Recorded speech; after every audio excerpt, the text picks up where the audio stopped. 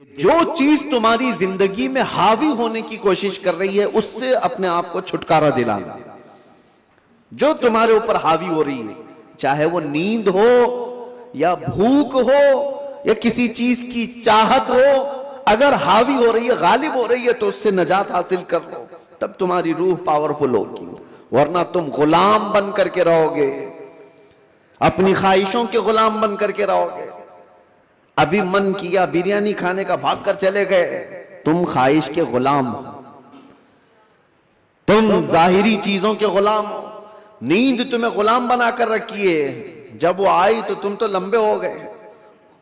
تمہارا کنٹرول نیند پر نہیں, تمہارا کنٹرول بھوک پر نہیں, بلکہ وہ چیزیں تم پر کنٹرول رکھی ہوئی ہیں. تو سمجھ لو کہ تم کمزور آدمی ہو, تم کمزور ہو, تمہاری روح وہ طاقت نہیں رکھتی, تم مجبور ہو. اولیاء کاملین کو اس کے برعکس تربیت دی جاتی تھی. بھوک پر کنٹرول, خواہشات نفسانیہ پر کنٹرول اور نیند پر کنٹرول. حتیٰ کہ میں آپ کو بتاؤں, حضرت شاہ مینا رحمت اللہ تعالیٰ علیہ لکھنؤ کے بہت بڑے بزرگ ہیں, وہ جب رات کو عبادت کے لیے کھڑے ہوتے, انسانی فطرت کا تقاضا ہے کہ نیند تو آتی ہے, لیکن وہ یہ چاہتے تھے کہ نیند انسان کی ضرورت ہے, اس کو بھی میں اپنے اوپر غالب ہونے نہیں دوں گا. میں جب چاہوں سو جاؤں, لیکن نیند جب چاہے تب مجھے نہ سلائے. نیند میری حاکم نہیں, میں اس پر حاکم ہوں.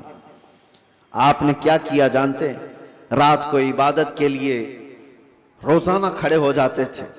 ایک دن ایسا ہوا کہ جھپکی آ گئی اور گر گئے. اس کا ان کو اتنا افسوس ہوا کہ عبادت میں نیند نے مجھے اپنا غلام بنا دیا. اللہ رب العزت کی عبادت سے مجھے نیند نے دھوکہ ایسا دے دیا کہ میں گر گیا, اس کا غلام ہو گیا. اس کے بعد سے رات کو جب کھڑے ہوتے تھے تو نمک میں سلائی ڈال کر اپنی آنکھوں پہ سرما لگاتے تھے. نمک کا سرما لگاتے. عام سی بات نہیں, سننے میں آپ کو آسان لگ رہا ہو. نمک کے 2 تنکے بھی اگر آنکھ میں چلے جائیں تو کیا حالت کرتے ہیں. لیکن حضرت شاہ مینا فرماتے ہیں کہ نمک کو پوری طور پر آنکھوں پہ لگاتے تو ان کی آنکھوں سے خون جاری ہو جاتا تھا. لوگ کہتے بھی تھے کہ آنکھیں سرخ ہو کر خون بہتی تھیں, بہاتی تھی. آپ سے کہا جاتا کہ آپ اس طرح سے آنکھوں کو سختی کر رہے ہیں, آپ کہتے ان آنکھوں کی وہی سزا ہے جو مجھے میرے رب سے دور کر رہی ہے. نیند کا غلبہ مجھے لا کر کے اپنا غلام بناتی ہوں. خواہشات کے لیے بھی انہوں نے ایسا ہی کیا ہے. اپنے خواہشات پر کنٹرول جب تک آدمی نہیں کرتا, اس کی روح طاقتور نہیں ہے, اس کی روح کوئی طاقت نہیں رکھتی, وہ کمزور آدمی ہے. اسی لیے میرے عزیزوں, میں جو بات کر رہا تھا, حضرت شاہ حمزہ عینی, ان کے ہاں جو لوگ آتے تھے, کچھ تو پنڈت بھی آتے تھے, جوگی بھی آتے تھے تپسیا کرنے کے لیے کہ صوفی سنت ہیں, ان کے ہاں جو تربیت ہوتی ہے وہ بہت اعلیٰ درجے کی ہوتی ہے. آپ یہ کہتے تھے کہ انسان سب سے زیادہ کن چیزوں کا محتاج ہے؟ کھانے کا, پینے کا, سونے کا, یہی سب چیزیں نا. اس پر تو وہ کنٹرول کرا ہی دیتے تھے. کوئی ایسا ان کے پاس مجاہد ہوتا, ریاضت کرنے والا, کہ 3 دن 4 دن تک بغیر کھائے پیے عبادت میں مصروف رہتے, کچھ بھی نہیں. اور یہ پاسبل ہے کیونکہ اللہ نے انسان کی باڈی کو فلیکسیبل بنایا ہے. اس کو جیسا بندہ ڈھالتا ہے ویسا جسم بنتا ہے, کوئی چیز امپاسبل نہیں ہے. بزرگوں نے یہ تربیت کیا. اب ایک مقام ایسا آیا کہ کھانے پینے کی بات تو چھوڑو, یہ جو محتاجی ہے, جو بھوک لگتی ہے, اس سے تو انہوں نے کنارہ کر لیا. ایک شاگرد نے ان سے کہا کہ حضور, کھانے سے تو ہم محتاج نہیں ہیں, جب ہم چاہیں گے کھا لیں گے. بھوک ہم کو غلام نہیں بنا رہی یاد, پیاس بھی ہم کو غلام نہیں بنا سکتی, لیکن یہ جو سانس لیتے ہیں اس کے تو ہم محتاج ہیں, سانسوں کے بغیر تو رہ نہیں سکتے.